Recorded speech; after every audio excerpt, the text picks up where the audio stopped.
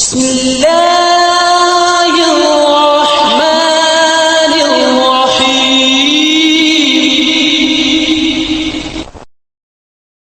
أعوذ بالله من الشيطان الرجيم. بسم الله الرحمن الرحيم. وقالوا لن يدخل الجنة إلا من كان هودا أو نصارى. اور کہا انہوں نے کہ ہرگز جنت میں داخل نہیں ہوگا مگر جو یہودی ہے یا جو عیسائی ہے. تلک امانیہم، یہ ان کی آرزویں ہیں. قل فرما دیجئے ہاتوا برہانکم، لے کے آؤ اپنی دلیل، ان کنتم صادقین، اگر تم سچے ہو. بلا کیوں نہیں، من اسلم وجہہ للہ، جس نے اپنا چہرہ اللہ کی طرف پھیر لیا، وہو محسن، اور وہ نیکوکار ہو، فلہ اجرہ عند ربہ، اس کے لیے اجر ہوگا اس کے رب کے ہاں. ولا خوف علیہم، نہ اس پہ خوف ہوگا، ولا ہم یحزنون، نہ وہ غمگین ہوں گے. وقالت الیہود لیست النصارى علی شیء، اور کہا یہودیوں نے عیسائی کسی چیز پہ نہیں ہے. وقالت النصارى لیست الیہود علی شیء، اور کہا عیسائیوں نے یہودی کسی چیز پہ نہیں ہے. وہم یتلون الکتاب، حالانکہ پڑھتے ہیں وہ کتاب. کذالک، اسی طرح، قال الذین، کہا ان لوگوں نے، لا یعلمون، جو جانتے نہیں ہیں، مثل قولہم، ان کی قول کی طرح. فاللہ یحکم بینہم، اللہ ان کے درمیان فیصلہ کرے گا یوم القیامت، قیامت کے دن. فیما کانوا فیہ یختلفون، جس میں وہ اختلاف کرتے تھے.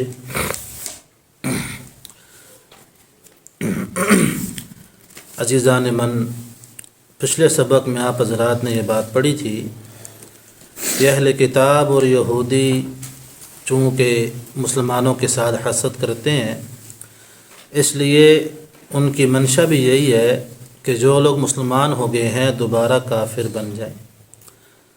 اور آج کے سبق میں یہودیوں اور عیسائیوں کی ایک نئی، یوں سمجھیں کہ ان کا ایک برا عقیدہ تھا، اس کے بارے میں اللہ تعالیٰ نے ان کا عقیدہ واضح فرمایا. یہودی یہ کہا کرتے تھے کہ جنت میں ہمارے علاوہ کوئی نہیں جائے گا، جنت میں ہمارے علاوہ کوئی نہیں جائے گا. اور عیسائیوں نے بھی کہا جی نہیں، آپ غلط کہہ رہے ہیں، جنت ہمارے لیے بنی ہے. جنت کس لیے بنی ہے؟ یہودی اپنے آپ کو جنت کا ٹھیکیدار سمجھتے تھے اور عیسائی اپنے آپ کو جنت کا ٹھیکیدار سمجھتے تھے.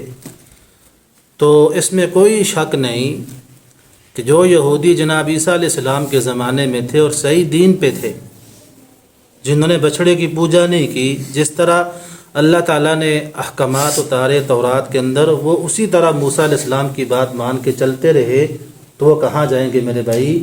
وہ تو پکے جنتی ہیں. اور جو عیسائی جناب عیسیٰ علیہ السلام کے زمانے کے اندر تھے اور عیسیٰ علیہ السلام پہ جو کتاب انجیل نازل ہوئی، وہ اپنی ساری زندگی اس کتاب کے مطابق چلتے رہے، زندگی اس کتاب کے مطابق گزاری، وہ بھی کہاں جائیں گے میرے بھائی؟ جنت میں. ٹھیک ہو گیا. لیکن بات ان یہودیوں کی، ان عیسائیوں کی چل رہی ہے جو ہمارے پیغمبر کے زمانے کے اندر موجود تھے، یا جو یہودی اور عیسائی اپنے اپنے وقتوں میں تھے لیکن دین کے ساتھ انہوں نے کوئی تعلق نہیں رکھا. ان کی بات چل رہی ہے. تو جو یہودی ہمارے پیغمبر کے زمانے میں تھے وہ مسلمان ہیں کافر ہیں؟ وہ تو کافر ہیں. اور جو عیسائی میرے پیغمبر کے زمانے میں تھے وہ بھی کیا ہیں میرے بھائی؟ وہ بھی کافر ہیں. کیونکہ جب اللہ تعالیٰ نے اعلان کر دیا کہ محمد رسول اللہ صلی اللہ علیہ وسلم آخری نبی ہیں، ان کا دین آخری دین ہے، ان کی کتاب آخری کتاب ہے، جو ان کو مانے گا، ان کے مطابق زندگی گزارے گا، وہ اور ساتھ ساتھ نیک اعمال کرے گا، وہ کہاں جائے گا؟ جنت میں جائے گا. اس کو ایک مثال سے سمجھاتا ہوں. آسمان میں ستارے بھی ہوتے ہیں، چاند بھی ہے، سورج بھی ہے. تو جب اللہ نے ہمارے پیغمبر کو پیدا فرما کے نبوت دے دی، تو اب باقی پیغمبروں کی ضرورت، جب چاند نکلا ہو، ستارے نکلے ہیں اور سورج آ جائے تو اس ستاروں کی ضرورت رہتی ہے؟ بولو بھائی، سورج کی روشنی سب سے کیا ہے؟ سب سے زیادہ، سب سے حاوی ہے۔ تو جب ہمارے پیغمبر پر اللہ نے نبوت کا خاتمہ کر دیا اور باقی سارے ادیان کو اللہ نے کیا کر دیا؟ منسوخ کر دیا۔ منسوخ کا مطلب یہ ہے کہ اب قیامت تک یہی دین چلے گا، یہی دین رہے گا، اسی کے مطابق سب نے چلنا ہے۔ ٹھیک ہو گیا نا میری بات؟ سمجھے نا آپ؟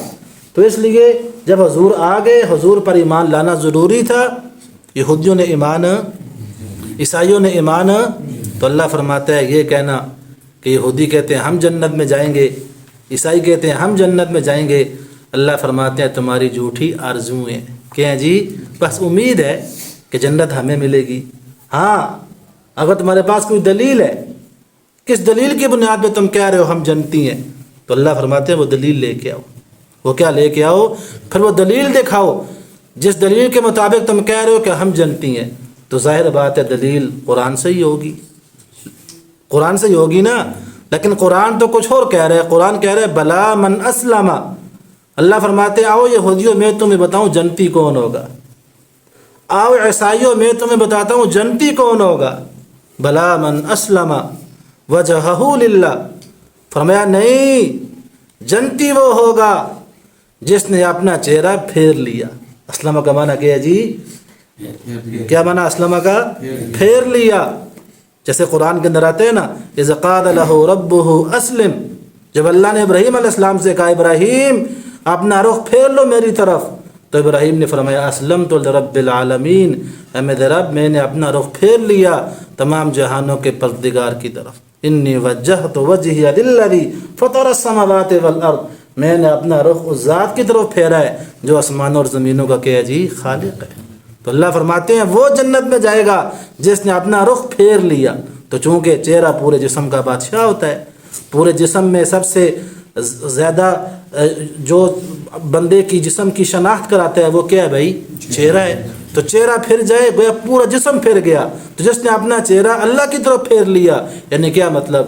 اللہ کو رب مان لیا، اللہ کو رب تسلیم کر لیا، وہ محسن، اور نیکوکار بھی ہوا۔ کیا ہوا جی؟ نیکوکار بھی ہوا۔ یعنی کیا مطلب؟ جس نے اپنی زندگی میں عقیدے کو درست کیا، اعمال کو درست کیا، پیغمبر کے مطابق چلا، اللہ فرماتے ہیں فَلَهُ أَجْرُهُ عِنْدَ رَبِّهِ، اسے اجر بھی ملے گا اور اسے خوف بھی کوئی نہیں ہوگا۔ تو یعنی کیا مطلب؟ جنت میں وہ جائے گا جو ایمان کے ساتھ نیک عمال کرے گا۔ کیا کرے گا جی؟ جیسا کہ دوسری جگہ آتا ہے إِلَّا الَّذِينَ آمَنُوا وَعَمِلُوا الصَّالِحَاتِ، جس نے ایمان لایا اور نیک عمال کیے تو وہ کہاں جائے گا؟ تو یہودیوں تمہارے اندر ایمان ہے، عیسائیوں تمہارے اندر ایمان ہے، تم تو محمد رسول اللہ کو مانتے ہی نہیں ہو، تم تو جناب قرآن پاک کو بھی نہیں مانتے ہو۔ ٹھیک ہے، آخرت پر تمہارا ایمان ہے، لیکن آخرت پر ایمان صرف یہ کافی نہیں ہے نجات کے لیے۔ نجات اس کو ملے گی جو سر سے لے کے پاؤں تک اللہ کو مانے گا، اللہ کے رسول کو مانے گا، اللہ کی کتاب کو مانے گا اور اس کے مطابق زندگی گزارے گا۔ سمجھے نا؟ یہ جنت میں جائے گا۔ اس لیے تھانوی صاحب نے لکھا ہے کہ جنت اکساب سے ملے گی۔ کس سے ملے جی؟ اکساب سے۔ اکساب کا معنی محنت، اکساب کا معنی کیا ہے جی؟ انتصاب سے نہیں ملے گی۔ ایک آدمی کہتا ہے میرا نسب بہت اونچا ہے، میرا خاندان بہت اونچا ہے، ٹھیک ہے نا، میں ہاشمی ہوں، میں سید ہوں، میں نبی کا رشتہ دار ہوں۔ تھانوی صاحب فرماتے ہیں انصاف سے جنت نہیں ملے گی، اکساب سے ملے گی۔ اگر انصاف سے جنت ملتی، کنعان کہاں جاتا بھائی؟ بولو، کنعان جنت میں جاتا۔ انصاف سے ملتی، آزر کہاں جاتا؟ جنت میں جاتا۔ انصاف سے ملتی، ابو طالب کہاں جاتے؟ جنت میں جاتے۔ لیکن ہم دیکھتے ہیں کہ یہ تو جہنم کے اندر ہے۔ اور اس کے برعکس جنہوں نے ایمان لایا، محنت کی، عمل صالح کیا، ایمان پہ محنت کی، حالانکہ ان کا انصاف پیغمبر کے ساتھ ملتا نہیں ہے، لیکن وہ کہاں جائے گا؟ سیدنا بلال کو دیکھیں، ٹھیک ہے نا، سیدنا صہیب کو دیکھیں، سیدنا مقداد کو دیکھیں، سیدنا ابو الاسود دولی کو دیکھیں۔ کتنے صحابہ آپ کے سامنے ہیں، کتنے غریب صحابہ آپ کے سامنے ہیں جن کا نسب اتنا مشہور نہیں ہے، لیکن زندگی میں ایمان، عمل صالح تھا، تو کہاں جائیں گے بھائی؟ جنت میں۔ لہٰذا یہودیوں عیسائیوں امیدیں نہ لگاؤ اس طرح، خالی امیدوں سے کچھ نہیں ہوتا۔ اور اگلی آیت میں ان کی ایک اور بات بیان فرمائی، یہودی کہتے تھے ہمارا مذہب ٹھیک ہے، عیسائی کہتے ہیں ہمارا مذہب ٹھیک ہے، ٹھیک ہے نا؟ تو مکے کے مشرکین نے کہا جی چلو ہم بھی کچھ کہہ دیتے ہیں، انہوں نے کہا جی نہیں، نہ یہودی ٹھیک ہے نہ عیسائی ٹھیک ہے، ہم ٹھیک ہے۔ مکے والوں نے کیا کہا؟ وقالت الیہود لیست النصارى علی شیء، عیسائی کہتے ہیں یہودی کسی دین پہ نہیں ہے، وقالت النصارى لیست اليہود علی شیء، اور عیسائی کہتے ہیں کہ یہودی کسی دین پہ نہیں ہے، حالانکہ پڑھتے ہیں کتاب۔ کیا پڑھتے ہیں جی؟ تورات پڑھتے تھے، انجیل پڑھتے تھے۔ اب ان کی دیکھا دیکھی تیسری جماعت بنی جسے کہا جاتا ہے مشرکین عرب، جن کے بارے میں قرآن کہتا ہے کہ ان دونوں فرقوں کی طرح بات کی ان لوگوں نے جو جانتے نہیں ہے۔ تو ان سے مراد کون ہے بھائی؟ مشرکین ہے، کیوں؟ مشرکین عرب کے پاس کتاب اس سے پہلے کوئی آئی، رسول اس سے پہلے کوئی آیا نہیں، تو انہوں نے بھی یہ بات کی۔ حالانکہ دیکھا جائے ان سب سے بدتر مشرکین عرب ہیں، ٹھیک ہے، کیونکہ مشرکین عرب تو سر سے لے کے پاؤں تک شرک میں ڈوبے ہوئے تھے۔ یہ تو پھر کسی نہ کسی نبی کو بھی مانتے تھے، کسی نہ کسی کتاب کو بھی مانتے تھے، قیامت کو بھی مانتے تھے، لیکن مشرکین عرب قیامت کے بھی قائل، اور اللہ کے اس گھر میں مشرکین کہتے ہیں نا کہ ہم جنت میں جائیں گے، ہمارا مذہب ٹھیک ہے۔ تو ان کا کیا مذہب ہے؟ مسجد حرام سب سے پہلی مسجد زمین پہ ہے کہ نہیں بھائی؟ اللہ فرماتے ہیں سب سے پہلا گھر کون سا ہے؟ میرا خانہ کعبہ ہے۔ تو کتابوں میں ملتا ہے، حدیثوں میں اس کا ذکر ہے کہ 360 بت کہاں رکھے ہوئے ہیں جی؟ کہاں رکھے ہوئے ہیں؟ کعبہ میں رکھے ہوئے ہیں۔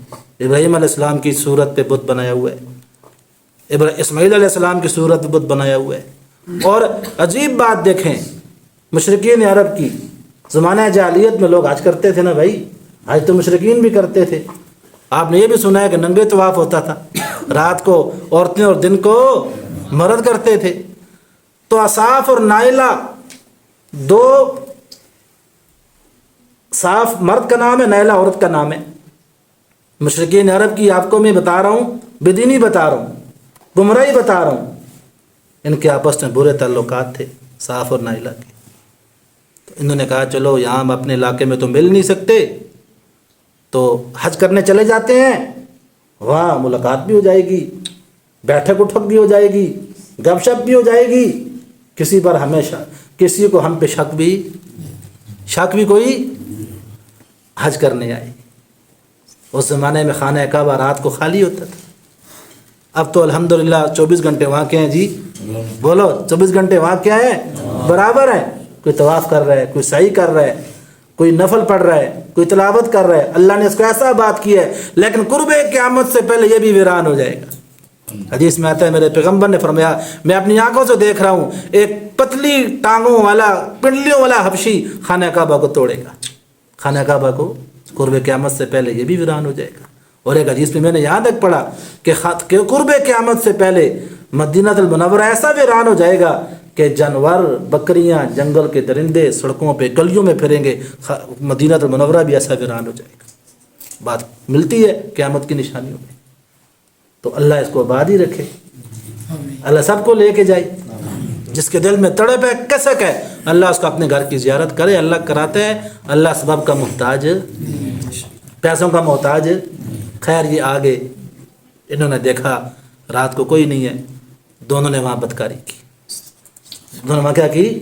بدکاری کی خانہ کعبہ کے اندر، اور اللہ کی لاٹھی بے آواز ہے۔ اللہ بعض دفعہ جلدی پکڑ لیتے ہیں، اور بعض دفعہ اللہ فرماتے ہیں نا املی لہم ان کید متین، میں ڈھیل دیتا رہتا ہوں، رسی دیتا رہتا ہوں، بھائی کتنا کرنا ہے کر لے۔ پھر اللہ کہتا ہے ایک دفعہ کھینچتا ہوں، اور ان بطش ربک لشدید، میری پکڑ بڑی سخت ہے۔ تو ان پہ اللہ نے نقد پکڑ کی، دونوں کو بت بنا دیا۔ کیا بنا دیا جی؟ علماء لکھتے ہیں شکلیں وہی، عورت والی شکل نائلہ کی، مرد والی شکل صاف کی، لیکن باقی کیا ہے جی؟ پتھر ہے۔ اب مشرکین مکہ کہتے ہیں نا ہم بڑے دیندار ہیں، ہم جنت میں جائیں گے، تم نے تو ظالموں ان لوگوں کو بھی سجدے کیے جو گناہ کے جرم میں پتھر بنے، تم نے ان کو بھی کیا کیے جی؟ تو انہوں نے کچھ عرصہ تو ان کو کہا جی انہوں نے غلط کیا ہے، برا کام کیا ہے، ان بتوں کو پسند نہیں کرتے تھے، لیکن کچھ عرصے کے بعد کیا کیا؟ ان دونوں کو اٹھا کے صفا مروہ پہ رکھ دیا۔ کہاں رکھ دیا جی؟ ایک کو صفا پہ رکھ دیا اور ایک کو مروہ پہ رکھ دیا۔ اب حج بھی کر رہے ہیں، ان کا کیا کر رہے ہیں؟ ساتھ چکر بھی لگا رہے ہیں. کیا کر رہے ہیں جی؟ ان کا چکر بھی لگا رہے ہیں. ان کی یعنی جو گناہ کے جرم میں جن پہ اللہ نے عذاب بھیجا، جن کو پتھر بنایا، ان کے انہوں نے طواف شروع کر دیے، سجدے شروع کر دیے. ٹھیک ہے، لہٰذا قرآن نے واضح بتا دیا، نہ عیسائی جنتی، نہ یہودی جنتی، نہ مشرکین عرب جنتی. جنت میں وہ جائے گا من اسلم وجہہ للہ، جس نے اپنا رخ اللہ کی طرف پھیر لیا، وہ کہاں جائے گا جی؟ لیکن آگے اللہ فرماتا ہے فاللہ یحکم بینہم. اے میرے نبی آپ قرآن سناتے رہے، بتاتے رہے ان کو، فیصلہ میں کروں گا. فیصلہ کون کرے گا جی؟ اور فیصلہ کب ہوگا؟ یوم القیامہ، قیامت کے دن. فیما کانوا فیہ یختلفون، جس میں وہ اختلاف کرتے تھے. اور ظاہر بات اختلاف کیا تھا؟ یہودی کہتے ہم جنتی ہیں، عیسائی کہتے ہم جنتی ہیں، اور اللہ آپ کا بھلا کرے مشرکین کہتے ہیں کہ ہم جنتی ہیں. فیصلہ کون کرے گا جی؟ بولو. لیکن فیصلہ کرنے سے پہلے ہی اللہ نے یہ تو بتا دیا نا جنت میں کون جائے گا. بولو بھائی، بتایا کہ نہیں بتایا؟ اور حدیث میں پیغمبر نے بھی بتا دیا. پیغمبر نے کیا فرمایا کہ میرے بعد 72 فرقے بنیں گے. کتنے بنیں گے جی؟ جماعتیں بنیں گی، فرقے بنیں گے. لیکن سارے کے سارے جہنم میں جائیں گے، ایک فرقہ جنت میں جائے گا. یہ ہمارے پیغمبر نے بھی اپنے زمانے میں جنتی گروہ کی آپ نے پیشن گوئی کی تھی. تو ساتھیوں نے پوچھ لیا کہ حضرت 72 جہنم میں، ایک جنت میں، وہ ایک جنت میں کون ہوگا جو جنت میں جائے گا؟ میرے پیغمبر نے فرمایا ما انا علیہ و اصحابی، آؤ جنہوں نے صحابہ کو بیچ میں نکالا ہے بتائیں، جواب دینا پھر ہمیں. ما انا علیہ و اصحابی، میرے پیغمبر نے اپنے ساتھ کس کو ملایا بھائی؟ بولو. پیغمبر اتنا کہتے تھے ما انا علیہ، جس دین پہ میں ہوں بس. اگر پیغمبر اتنا فرما دیتے ما انا علیہ، جس دین پہ میں ہوں، تو پھر ہم بھی کہتے ٹھیک ہے جی، پیغمبر کہہ چکے ہیں، پیغمبر کہہ گئے ہیں جس دین پہ میں ہوں وہ کہاں جائے گا؟ پھر نہ ابو بکر کی پرواہ کرو، نہ عمر کی کرو، نہ علی کی کرو، نہ بدر والوں کی کرو، نہ اہل بیت کی کرو رضوان اللہ علیہم اجمعین. لیکن میرے پیغمبر نے کیا فرمایا؟ ما انا علیہ و اصحابی، کہ جس دین پر میں ہوں، اور جس پر کون ہوں گے بھائی؟ میرے صحابہ ہوں گے. اور ایک اور حدیث میں آتا ہے میرے پیغمبر نے اپنی مجلس میں بیٹھ کے فرمایا میرے صحابہ میرے بعد تم بڑا اختلاف دیکھو گے. کیا دیکھو گے بھائی؟